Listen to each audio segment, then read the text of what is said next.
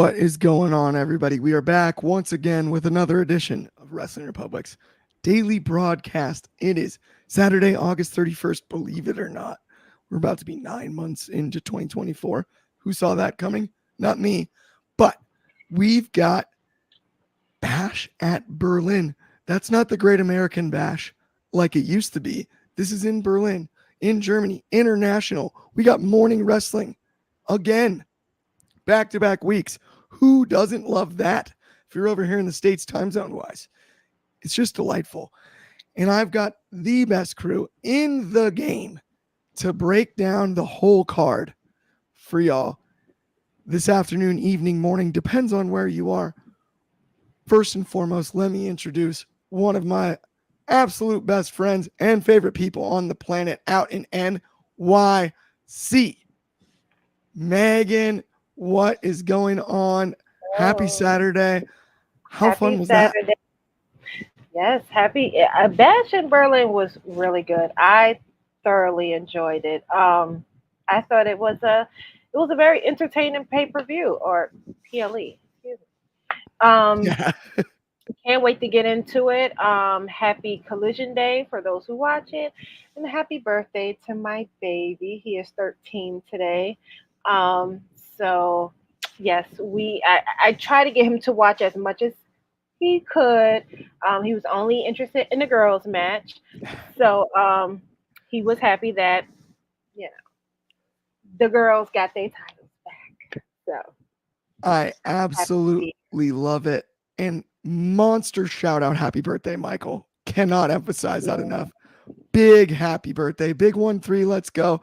Let me introduce, though, our other panelist, the guy that reviewed it today, all the way north of the border in Canada, Coby Galenzoski. How are you doing today, my friend? I'm doing well. Of course, we had an early week fun with All In, and we had our Progress Watch Party, which was an absolute blast. Of course, me, you, and David Sheldon. It was a blast. I'll say that again. But of course, we're back to a weekend of wrestling. We have NXT tomorrow, but today, more importantly, was Bash in Berlin, and I'm excited. It was a really good show. I can't sit there and say there's any major negatives or any red flags that stand out, but a lot of it was really good. A lot of it was just high quality wrestling, and that's almost the standard with these shorter condensed cards of these. I mean, they're normally 5 matches, but it's always the best of the best, and that's what we saw tonight. Absolutely. Today in America. I'm stoked about it. Let's get into it. We've already got a comment over here, and I love this on Instagram. Roll Tide 1990 with great job. Keep it up with the good work. We really appreciate that. Absolutely. And I may not be a Bama guy, but Roll Tide, absolutely. I'm a Jayhawk rock chalk over here, but Roll Tide, I love that. And I do appreciate anytime somebody compliments the work that we're doing over here on shows like this. Let's break down this card. Absolutely buck wild. Absolutely buck wild out of the gates. Cody Rhodes, Kevin Owens. It was the knee. It wasn't the knee. It was the knee. The knee was a factor by the end of this thing. Dang it, I really wanted Kevin to hit that chop block, but everyone knows my personal bias when it comes to the Cody Rhodes title reign. I would love to see that chop block land right on the back of the knee. That would be a mean one, but couple of kickouts on stunners. Impressive. Cody retains, gets the victory over in Berlin. Heck of an opening match, though. At the end of the day, jokes aside, in all seriousness, Megan, I want to get your thoughts out of the gates on Kevin and Cody. First, let's break down the fact that Cody did not take a knee twice, yesterday and tonight. So I think even then we knew, okay, there is something wrong with the knee. In fact, even during the kickoff, The Miz made it clear that Cody will not reveal if he is injured. That is the way he operates. But Kevin knew. Kevin knew. And the fact that he didn't take advantage of that injury as much as he could have. I think we know Kevin really restrained himself during that match. Speaks a lot about his friendship with Cody Rhodes. Now, would I have been as restrainful? Would I had that much restraint during the match? Especially when a title that I haven't held in over 7 years was on the line? Probably not. I probably would have taken every advantage possible in order to gain that title. But uh, when I think of how the match played out, I feel like I feel like Cody owes Kevin another rematch. Yeah. I feel like he does whether I because like the point that I made with Kevin restraining himself from wanting to hurt Cody. I don't think we got in a full A of a definitive end. yes. So I personally think that Cody owes Kevin a Uh, rematch. I would agree with that. And I think you made a great point there about would I have had that level of restraint? Probably not. Not No, in that situation. But this is also a vehicle, I think, in the future because I don't think this rematch needs to be right away. Right? no. I don't think it's a back to back. I think this is down the road. Like, wait a minute. You're healthy now. I want it now.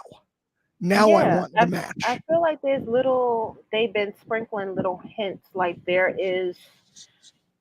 are feelings between them two that's unsaid. Like Right. even towards the end of the match when Cody tried to raise Kevin's hand and Kevin wasn't really for it. I think that speaks on maybe there's a little resentment within Kevin. Maybe he feels a sense of regret that he didn't like really go for the gusto. And I He feel had like his that shot. is going to play out. I think that's going to play out in the next couple of weeks. It's a great point, Kevin, Megan. I think Kevin is definitely going to demand a rematch. It's a classic story, but it fits perfect. Like you said, Yeah. it's he had his shot, didn't take it. Now he's going to have to force it to get one again. Right now he's going to have to. Now, if he's frustrated by that factor, his back's against the wall. Now he's got to force a shot. And He's got to. really put that friendship to the test. Yes, I like that assessment a bunch, and I enjoyed the match more than I expected. Truthfully speaking, Yeah. Kobe, obviously, you reviewed this puppy. No spoilers here. Read the article, my friends. It's going to be on the site shortly. He spent a lot of time typing while we were on the watch party. This kid's a legend. Got to give him a little credit there. But without spoiling how you rated it, give us your thoughts on this match. And I think that's the thing is you both have covered it greatly. And I think a lot of the credit is done is this, like, we know Triple H, he loves his slower stories. He loves his long-term storytelling. We went from the story being Kevin is hesitant. He didn't want the title shot. He didn't think he deserved it. He has an honorable side that didn't exist X amount of years ago, say 8, when he was more of the prize fighter. This is this is I mean, there's multiple character directions coming out of this. Is Kevin Owens, is he gonna become is he going to realize and reflect and saying that was my one opportunity to rewrite the wrong? Because, like you said yesterday on SmackDown, he said 8 years ago when I won the Universal title, everyone said I never deserved it, and that's what this story is about. Is he wants to be able to deserve it, and he wants, or does he want to do it honorably, or is he gonna reignite the prize fighter?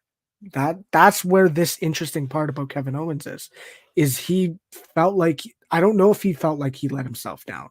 We don't know if he's mad at himself for hesitating because of Cody's knee. There's a lot of good things coming out of this match, and I don't know where it goes. The one thing that stood out to me was during that hand raising sequence of, oh, Kevin raises Cody's, Cody raises Kevin's, is Michael Cole basically said, yeah, Cody needs Kevin Owens to fight the bloodline with him. And it's like, I totally forgot, but that's exactly where we're going, because Solo Sikoa believes he deserves a shot.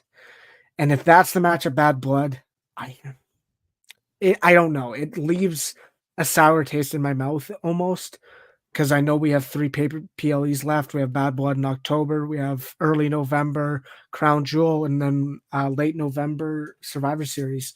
So if I am thinking about where this rematch could happen, that could be Crown Jewel.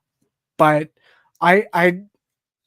they're going right back into this. Okay, Cody versus Sikoa, or whatever Cody and Bloodline scenario, and it's just like, it's the one program that Cody Rhodes is a part of during this title reign that isn't about, I respect you, you respect me, I respect Dusty. Like, there's a lot of similar problems with the AJ Styles stuff. The Logan Paul was quite different, but that was what this was based off of. This was based off of the respect they have for each other. There is more story to tell, because they really didn't reveal that Kevin Owens is who helped set Cody Rhodes up for success when Cody left the WWE. Kevin Owens gave Cody Rhodes the information of the Young Bucks. He's the one who played the middleman in connecting those two. He connected the dots. Absolutely. It's a major great point, Kobe. While you're not gonna name drop the Young Bucks, you can still tell the story of Kevin Owens helped him succeed after leaving the company the first time. Yes, you can glean it from the context to tell when they talk about it. To your point, it's Kobe. I think you're so darn spot on when it comes to this with Kevin Owens, and it's interesting because the heel Mark commented, "I'm just sitting here waiting to get the Kevin Steen side of KO." I don't think we'll ever get that. I don't think that's what we're going to get. Prize fighter, I think we may get. Here's the thing with me. I find the prize fighter gimmick fascinating because it came out of one quote, and it's a Floyd Mayweather quote. And a lot of people probably don't realize that. But as soon as he became the prize fighter, it was the same year. Floyd Mayweather sat on an interview, and they said, "You're just money hungry. You're all about money." And he said, "I'm a prize fighter. There has to be a prize." And if this is what forces Kevin Owens to lean into that type of thinking, okay, they still print fight on his trunks and boots, and they print fight on a lot of his gear. He's a fighter. He's a prize fighter at the end of the day at heart. And if this is what forces him to get over the edge and become, the nastiest version he can be of himself, then I'm actually all in. I'm more in than I anticipated being. Like, it's one of those that for sure, I think in the future, the next match between Kevin and Cody, he doesn't hesitate. Right. Not for a second. He doesn't hesitate, and he takes his shot. When he has the chance next time, he takes it.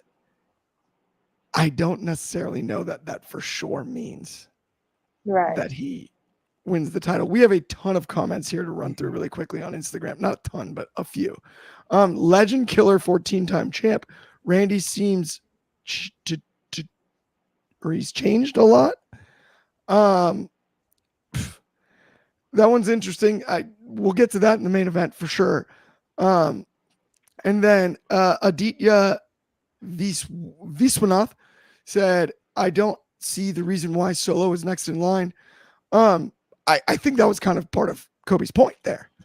He is, but it isn't necessarily logical, right? Is he? Mm-hmm. Is he? Because I don't. Well, he called out the winner. He called out the winner. He called out the winner. It seems like that's the direction they're going. Go ahead. Well, I mean, at the same time, I still think Roman is going to interfere in that. So, I mean, I know Solo has plans, but I feel like Roman has plans too.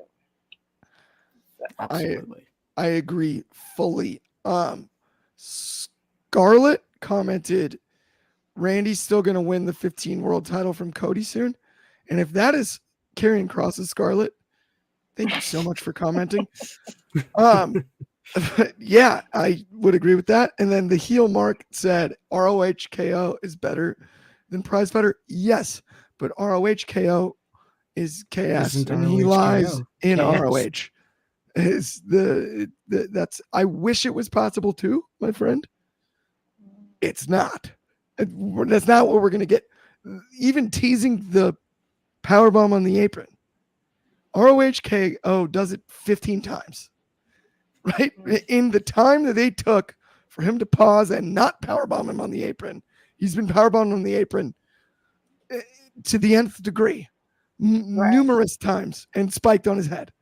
And I do not think we'll ever see that version of KO, but I feel like we can find a spot for KO to definitely stay at the top of the card the way he deserves to. For sure. More comments here. We got Abdullah said that Abdallah, I apologize, said he's disappointed that Randy didn't win. I totally understand that. What happened with my voice? It's all good. I lost it. I talk all the time for a living. In my eyes, the WHC is better than the Undisputed Championship. The Undisputed Championship is ugly and garbage. That's a belt conversation. I do appreciate all the comments. Absolutely. And then the heel Mark with I miss ROH KOLO. KOLOL. Clearly. Me as well. Yes. Let's get into our next topic though. In this one, speaking of funk, this is we want the funk type of stuff. Let me get the actual graphic there. So we're good. Okay, in all seriousness, I was blown away by how good I thought this match was from an entertainment standpoint. But 4 corner strap match is the dumbest stipulation in pro wrestling. Why in the world? Let's play capture the flag and do a decathlon. It's touch button, run away from each other in the park. It makes no sense to me. But for what it was, revolving around the bracelet, this one did deliver. I hate to admit it. I'm like contradicting myself. My own brain is just, ugh. It's like, it's messed up. I liked it too much and I didn't want to like it. But whatever 3 is, better be flippin' violent. I want them to want to hurt each other. Someone break the bracelet, do something crazy, whatever it is, and then break each other's faces. Put them in a Hell in a Cell and make them fight. I want them to continue to want to hurt each other. And at least we have that opportunity coming out of this match. Megan, I got to get your thoughts on it because this one was, why Drew McIntyre lost twice. He tapped out. And CM Punk touched all the turnbuckles. Yeah. I hate the gimmick. I love the match. Talk to me about it, Megan.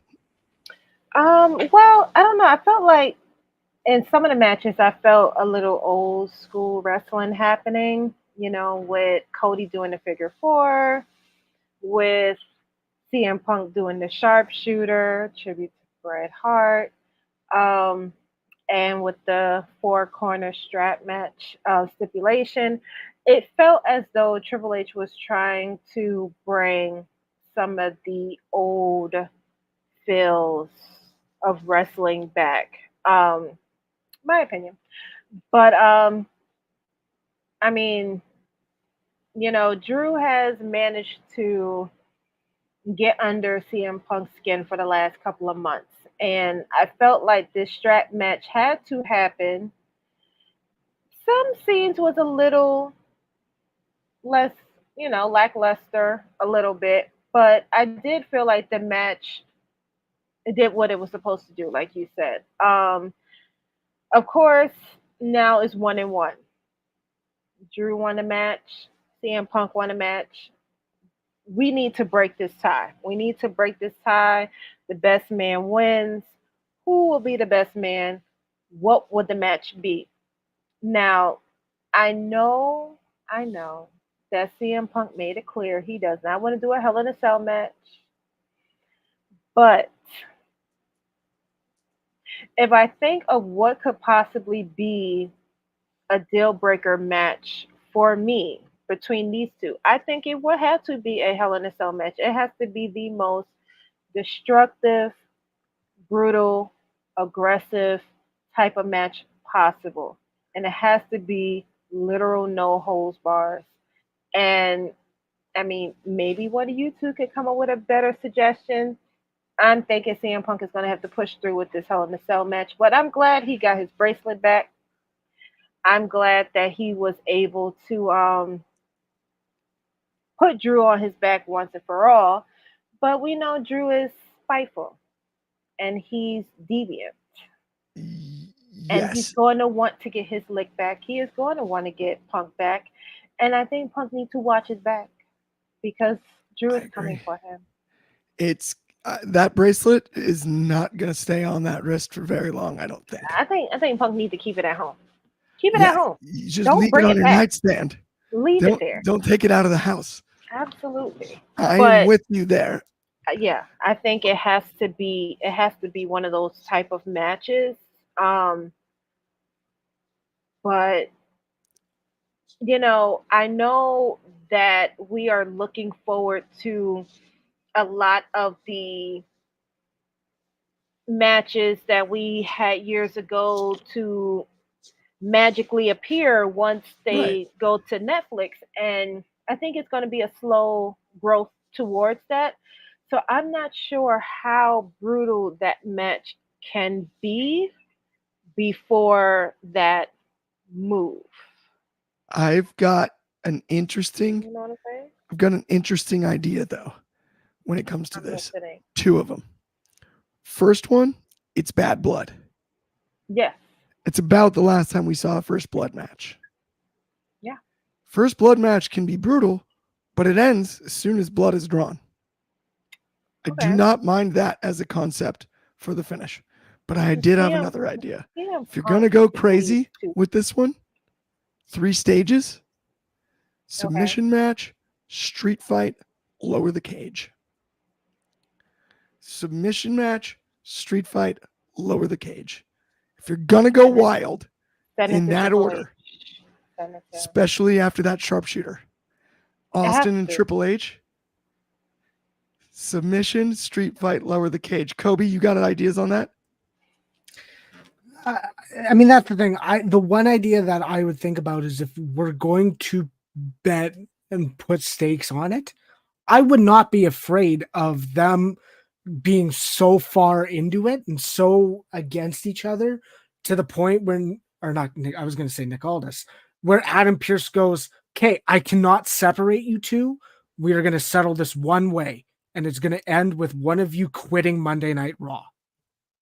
Have an I quit match where one of them separates, one of them has to quit the brand in order to that. fully Yeah. settle this. I dig And I that. do like that. for Adam I like Pearce to, that. they need, but that's the thing. They need to force Adam's hand to go, I cannot have this brand where you both are on this and not causing this much chaos. Make Right. each You other both quit, and cannot whoever be- quits the brand too. So to Whoever that quits next the brand brand. becomes a free agent, goes to SmackDown, or however you want to hold it. That would be the other stipulation. I do think it's a Hell in a Cell. I do Okay. assume it's a Hell in a Cell match. I do find it interesting you pitched the First Blood, but we saw blood tonight from Punk. True. On the Yeah. forehead. That's what I was saying. He had Punk some color, leads which was fun. easily. That the only thing is I'm as a whole match, I almost prefer that to SummerSlam. And I'm not going to sit here and talk about That's the stipulation and the aspect I think of how if you dumb remove the Four stipulation, it Corners was the is. better wrestled match. I think. Oh, I think exactly. I think you're spot on. I think compared to SummerSlam, Oh, that was a absolutely. far better in-ring worked wrestling. Oh no, It was I much agree better. with that I wholeheartedly. saw a lot more flaws within what was done. I've at got two SummerSlam. funny comments Yeah. I want to get to really quick before we move on here. The heel Mark added, and I love this. He goes, "Since when did you have to touch 4 posts in a strap match? I don't remember that at all from my youth. There are some. Go back and watch some old school Extreme Rules. There are some brutal." The like, funniest part silly. is the last strap match that happened in the company, to my knowledge, was Drew McIntyre and Karrion Kross. Yes, Yeah. that's true. And that was not a which event? four-corner strap. Kobe, which event though? Extreme Rules. Extreme Rules. It's always But it was a Extreme normal Rules. strap match. It wasn't 4 corners. It's literally it was the always at normal Extreme Karrion Rules. Kross could submit him.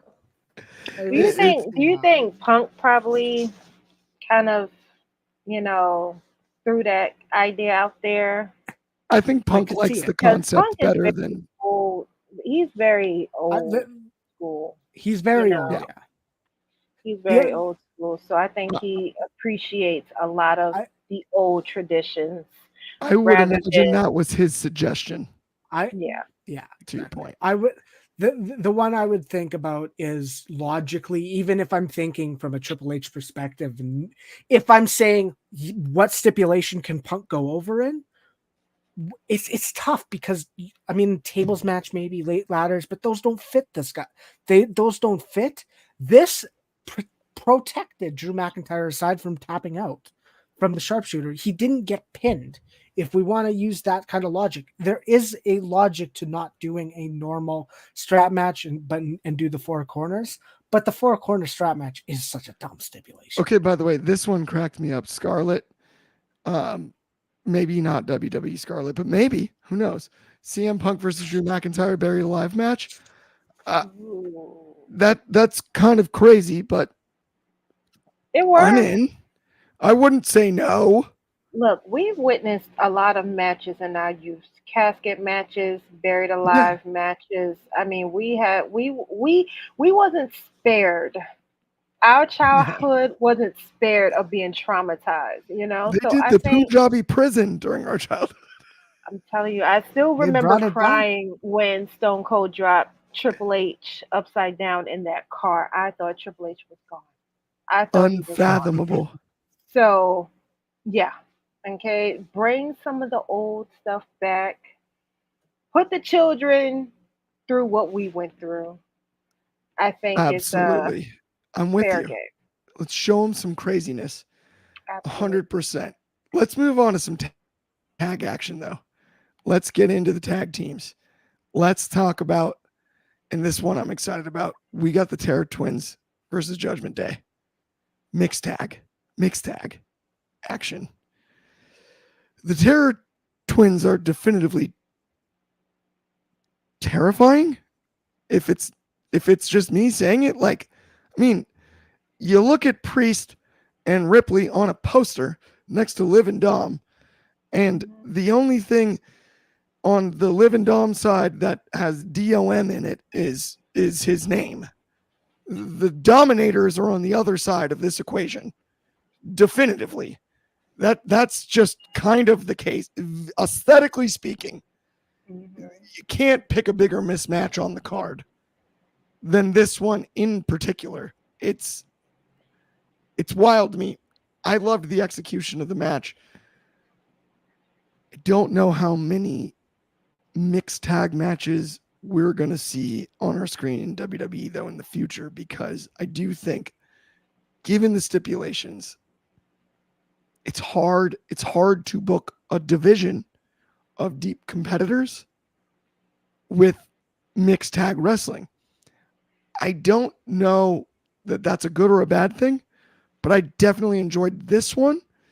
The key for me is, where are Priest and Ripley now going from here?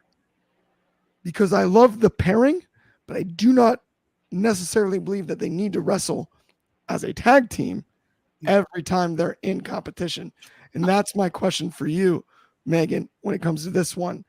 I got to ask you, what do you think the future is for the Judgment Day, but more importantly, the Terror Twins? Well, I'm gonna be honest. After the match, after Rhea asserted dominance on Liv, I tweeted Liv and I told her, I don't think you should end the revenge tour.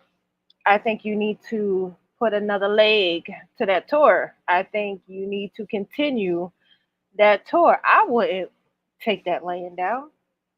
So I don't think it's quite over between Rhea and Liv, honestly. Even though Liv had everything Rhea had, she took everything from her.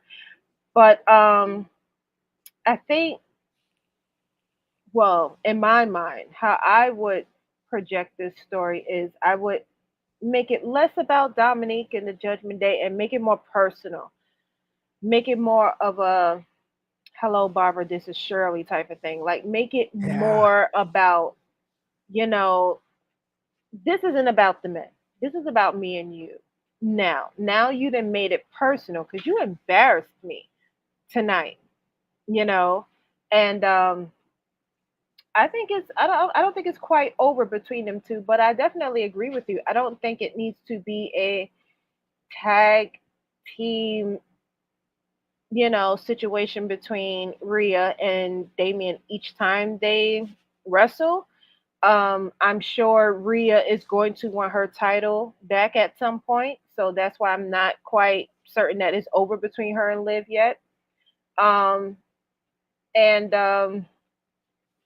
but is the Judgment Day really going to leave them alone? No, No, not I yet. don't think so. I think just Yeah. by watching them, just by looking at them stare them down, I think they're in their mind. They're like, "This is not over. You might have won the war, but the battle, but the war is still on. Like we're Yeah. we're still coming for you." So We're no, I still don't. here. Yeah. So no, I don't think it's over because yeah, I think Rhea is gonna want her title back. She never lost it, I so think she's gonna want that's her title back. to your point to make the direction about Liv Rhea directly. It needs to be about them too now. I've seen too many It's people the complain about how the storyline is surrounded by men and they didn't like that. They felt like it was sexist, which I didn't feel it was that way. I felt like this is a woman that was hurt and she wanted to hurt another woman. That's how I saw it. So now, yes, they need to make the story strictly about two women that was once tag team partners. They've taken everything from each other and now they just want to hurt each other, uh, which fits in Bad Blood. bad, and this is why I love the branding of Bad Blood. To your point, Megan, it's one of the best PLEs, pay per views, whatever the heck you want to call it. I don't care. Yeah. When we were kids, Bad Blood, big deal, Yeah. huge deal, no matter what. Like a always, and every show seemed to deliver too. I Yeah. like the idea of paying off a lot of these feuds there, Yeah. especially this one. If we can find a way to pay it off tenfold, so you get Priest Dom, you get Ripley Liv, I'm cool with all of that, right? Right. Like that all adds up. We have a hilarious comment on Instagram that I do want to address really quickly, which is I love wrestling forever. 7 said, banger show. How you feel, Clark Meltzer? That's just mean. If you're insinuating that I'm biased against the WWE, that's just bogus. It's He's not the biased against case. Cody Rhodes. Get it right. I don't like Cody Rhodes. Yes, Mm. that's a fact. I'll admit that. And yes, the glare, the line on my face is tripping me out, but that's not here nor there when it comes to the lighting. But right this second, what? I don't even know who that guy is. Who's yeah, whatever. Like who's Tuna Meltzer? I'm just asking. Like, it's totally curious. We've got a bunch more comments here too, as well. The heel Mark is waiting for us to give Dirty Dom the respect he freaking deserves. The man did hard time, and it's good. It's a heck of a point. He did do hard time. Please. Kobe, really quickly, your thoughts though on the. But I give Dom credit. He did pull two bad women, so He I give did him credit. 2 for 2, 2 in a row. too. Go Dom, go. It's batting 1,000. Kobe, how did you feel about it? And direction going forward, I think Megan nailed that as far as like where they're going. Yeah, totally. And I think we're at the position where, I mean, the funniest part is the whole inside joke that we all know about was, oh, he spent what, 2 hours in jail? And the whole idea was the Judgment Day were like, oh yeah, no, he did do hard time. I want to laugh so hard when Rhea goes, "You did not do our time." Because Yes. just have her end the joke. That'd be fun. But I think, Oh, it's like, a yeah, great like that. suggestion. I didn't even think of that. No, I think it'd be a fun way to do it. But the point we're at is this is two rivalries kind of being merged, and that's what this was. This was okay. Well, we have Rhea and we have Liv in the position where they're still butting heads, and then we have Damian wanting to go after the Judgment Day. That's what this is. The Terror Twins aren't an official tag team. They will never be an official tag team, but that is just their nickname. That is just all that is. That's all that is. But the thing is while Rhea Ripley just pinned Liv Morgan. That if that tells me anything, that tells me Rhea Ripley deserves a title shot, is going to get a title shot, whatever. Booking wise, it makes sense. She's pinned the world champion. She deserves a shot, or at least an opportunity to get one. The other opportunity is, look, Damian Priest still wants Finn Balor. And at the end of the day, that story's not done. And Dominic was the one in this role. It was not Finn and Liv versus the Terror Twins. It was Dom and Liv. Yeah, because there were also issues between Rhea and Dom, of course, as well. But Damian Priest is not done with Finn Balor. I assume Finn Balor's not done with Damian Priest. Same thing for the women. If they kind of split it up, I'm fine with that. But I do kind of like the idea that these are the dynamics between characters are cohesive. We have relationships between Damian and Rhea, between Finn, Dom, JD, Carlito, and Liv. And these are on display when these feuds are intertwined like that. And I like that. And I do like that. And I agree. I don't think it was, this storyline was so many men. It was Liv Morgan wanted to ruin what Rhea Ripley built. And that was the Judgment Day. Yes, it involved men because it made sense. The men are in Judgment Day, and Liv and Rhea Ripley was in Judgment Day. There were no other women in the Judgment Day for Liv to go, yeah. No, you shouldn't like Rhea anymore. You shouldn't. No, yeah. Get out of here. No, it made sense. It's the dynamics that are on display, and I think that I've been thoroughly enjoyed it, and I like the story of the Revenge Tour. Absolutely. I love it too. Let's keep it rolling though. Let's move on to another one, Coby, here, and I'm going to toss it right back to you. Basically, we've got the Unholy Union being unholily uncrowned tonight, basically by Bianca Belair and Jade Cargill. Talk about the baddest two women on the roster. It is wild. That green gear in the entrance, I was like, you're kidding. Jade and Bianca looked like they were swimming in money all night. And I loved every single second of it. Coby, I'm going right back to you. Women's tag team division, I've complained about for a long time. Why don't we put the two biggest powerhouses available right in the center of all of the storylines? We did it again. What were your thoughts? My thoughts are weird because I agree that they're more over than the Unholy Union. They're in a significantly better position because Bianca is so talented. Bianca is so over. Jade, she looks and smells. I bet she smells like money as well. She has that aura to her where the in-ring ability can be lacking because she's making it up for it in other areas because she looks like a Greek god at that point. It's fun. It's enjoyable. To me, the interesting part is if I'm looking at what we know about Triple H, is he loves his long-term storytelling. I would say with 99.99% of certainty that the future is going to result in Jade versus Bianca at some point, probably at WrestleMania. My issue here is it felt like we took two steps back because the ultimate challenge is like you said, these are two powerhouses. These are two top stars in this division, but the challenge was always going to be getting the titles off them, and we got them off them.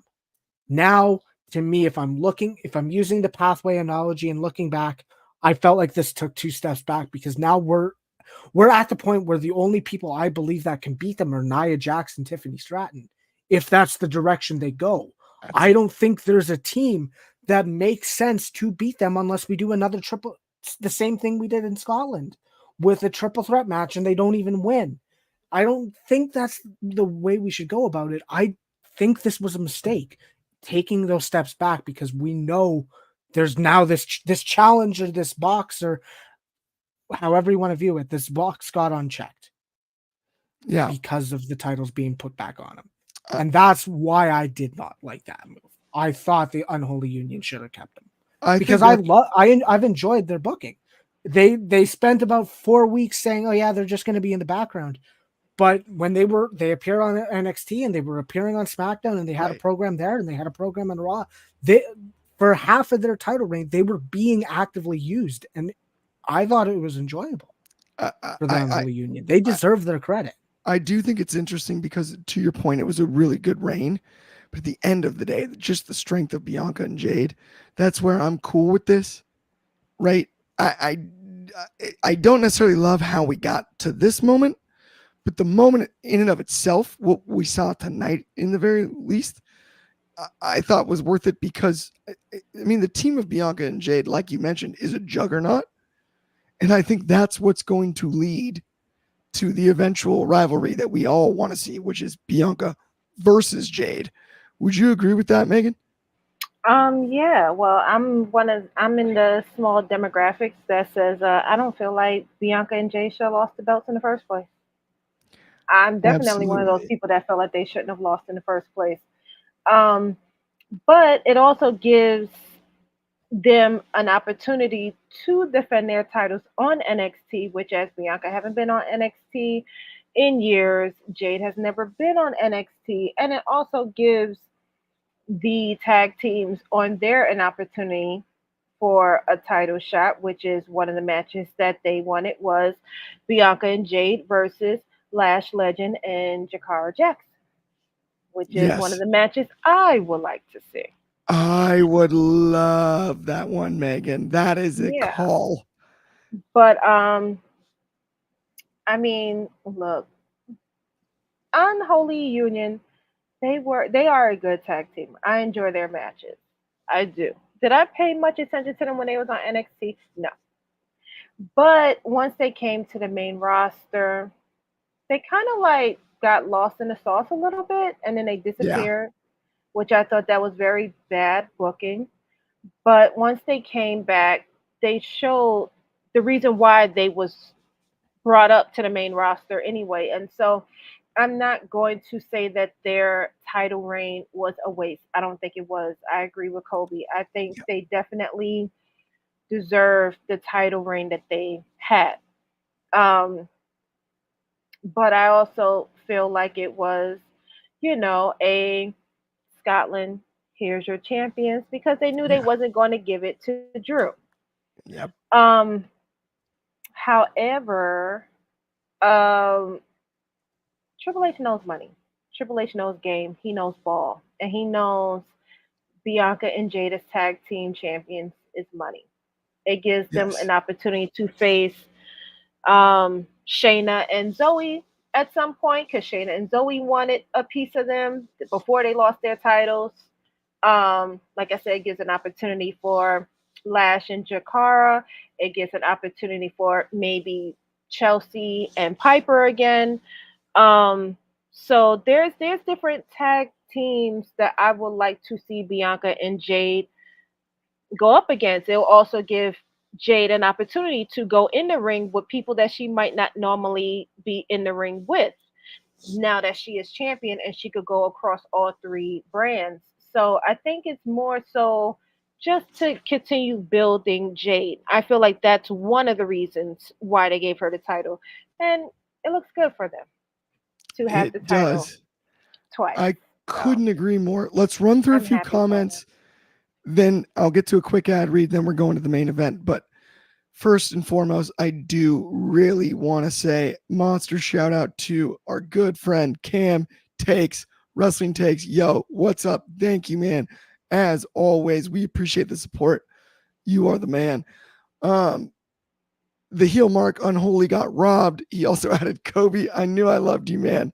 I have a huge autograph picture of the Unholy Union hanging up in my living room. LOL. That cracks me up. I've never identified as a heel myself, so I don't know how But that's good. you're a mark for me. So He's a fan. regardless. No, the heel mark's the man. I appreciate He's friend it. of the show. New friend of the show. Heel mark is the man. Absolutely. Wisconsin, good old Great Lakes region, just like me. But let's talk about branding really quickly. Let's talk about Next Level. If you are looking for more wrestling content, head over to Next Level. Go to nxconnect.me/Wrestling Republic. All of our content across all platforms linked in one place. No gimmicks. It's absolutely free to download. Super user-friendly and easy to use.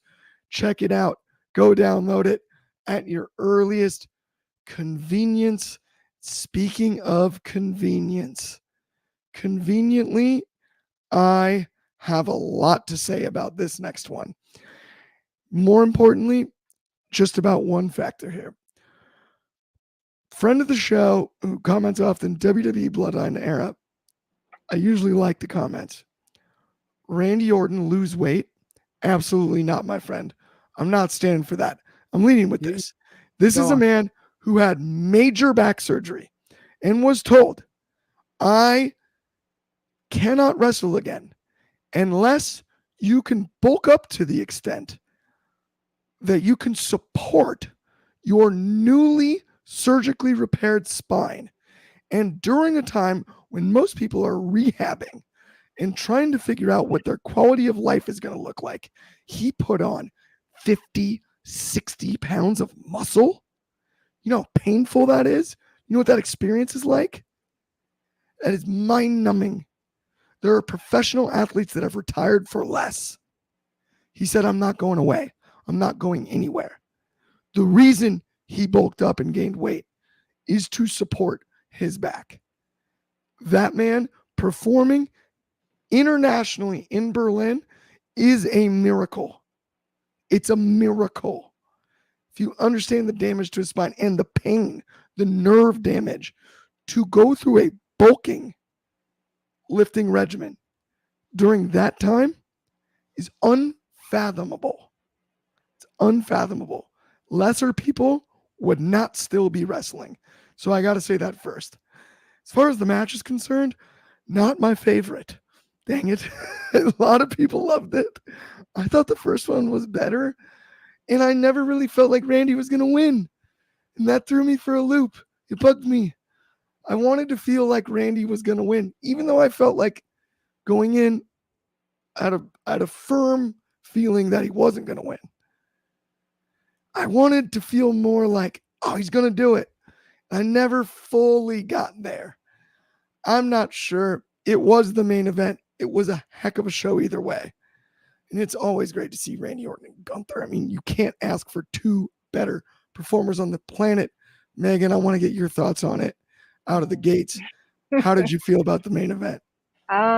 First, I just want to piggyback on what you said real quick. Firstly, Randy is built like a thoroughbred. And I'm speaking of the women wrestling fans. We enjoy that. We like that a lot. So, Randy do not need to lose weight. We like that. Um, Secondly, I feel like if there was anybody robbed tonight, it was Randy. I feel like he was robbed. I felt like he deserved to be 15-time champion. I felt like he came back from an injury that could have ended his career. I feel like maybe they're still trying to eventually build Cody and Randy. Maybe that is the person that's supposed to take the title off of Cody in the near future, maybe in the distant future. Um, but I enjoyed the match, maybe more than Clark. There was a few times I felt like Randy could have won, especially after as many times that he threw Gunther through the table. I felt like that was kind of weakening the strength of Gunther, but um even having his wife present, I thought maybe that was an indication that Randy was going to win the title. But I kept telling myself there is no way they are going to take that title off of him in Germany. There's no way. That'll be bad booking. They will riot. They will tear that arena to shreds. So I guess towards the end, I did kind of see it as, yeah, yeah, yeah, you know. But I mean, the better man won, He did. and and I just felt so bad for Randy. I really did, and I really wanted him to win. That's what I I was rooting for. I did You too, know? and I'm such a diehard Randy Orton fan myself. Yeah. It's one of the few times where it's been appropriate to root for him since we had like I would say since the Evolution days, since Right. Evolution turned on him, where it feels like, yeah, you're for sure for him. That was fun. That part of it, I gotta admit, despite what I said, I enjoyed.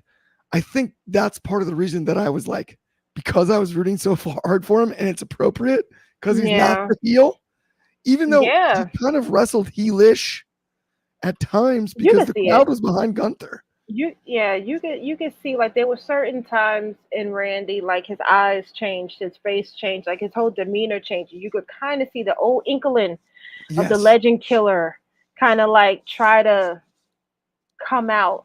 And I think that also speaks on not only their ability to wrestle, but their ability to tap into different characters. And you could see that old Randy coming Yes. out. And I feel like he's kind of dealing with the same issues that Cody is feeling, when he speak about not wanting to turn heel because, of certain things that comes from turning heel.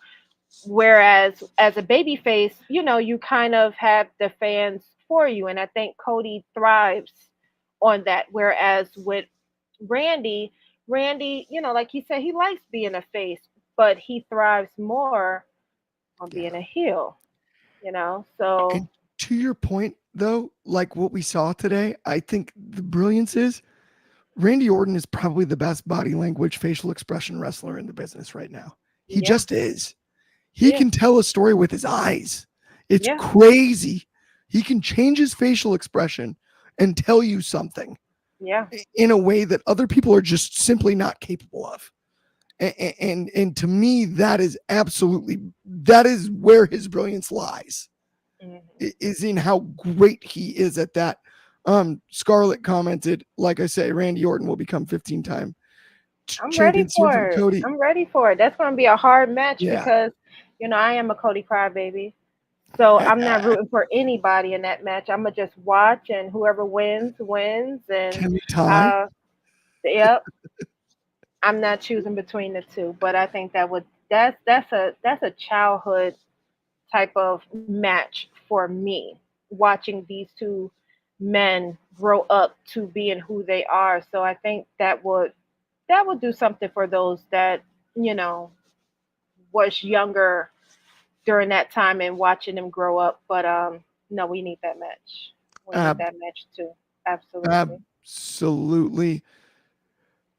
Kobe. This was a big one. And no spoilers on ratings. But No, compared never. to the last one, we looking similar? Are we looking different? I'm gonna start there, and I want to hear your thoughts real quick before we finish up here. Well, ratings wise, there's only so many increments, and it's very much close. Of course, it's not far away in general, but I like that's the thing is I share a lot of the same sentiments. This match paralleled to what we saw with AJ Styles and Cody Rhodes. The atmosphere makes this match.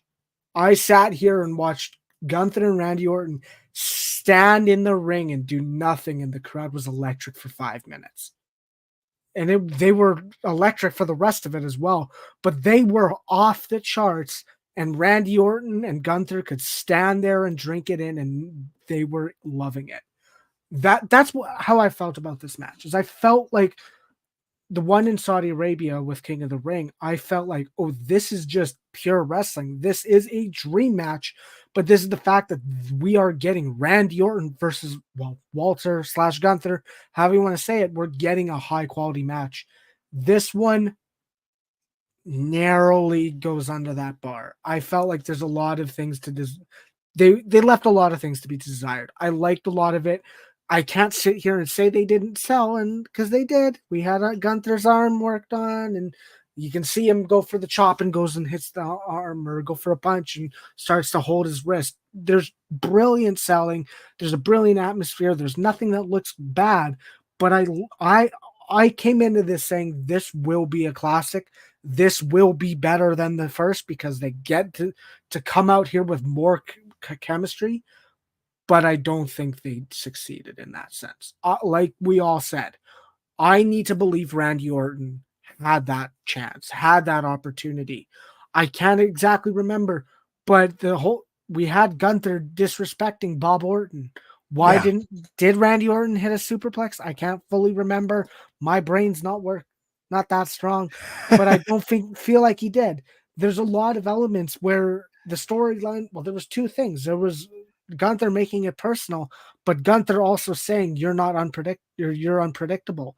Why did I not see Gunther go for a splash and get caught with an RKO? Why didn't I see those moments that was like, oh, get me to that next gear? It felt like, if I'm talking about a gear on a bike, this, and it's 1 to 6. I think this was 1, 2, 3. It didn't turn to 4. Or however you want to view it. I forget how a bike works. I think that's fair. No.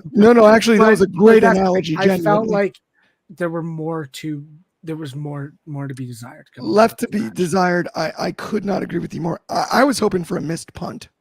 Get vicious. Miss a punt. Yeah. Try to kick his head off and miss him. Gunther made this personal. Why aren't you teasing the punt? Why aren't you going that far? Yeah. Think about it. And I think the hardest part is like we said, we're hinting at Randy Orton thriving. It's gonna. I think it'll still happen, but Randy Orton's in the great spot where he's a face and he's over, and we have the crowd singing voices, and I love it every single time I hear it. At the end of the day, but I hope that doesn't go away when he goes. The dueling chants in Germany for Gunther and Randy, to me, made the match. I thought that was absolutely excellent. That does bring us to the end of the show today, though. Thank you, everybody that tuned in. If you haven't already liked and subscribed, please do smash that thumbs up button. Hit the subscribe button.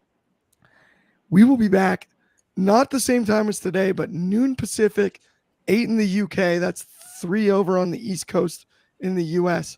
And, of course, 9 a.m. in Hawaii tomorrow, and then Sunday Spotlight immediately following. So you got 2 shows to check out tomorrow. Have an awesome Saturday night. Everybody stay safe. Have fun. Thank you for tuning in, and we'll talk to everybody soon. Have a good one.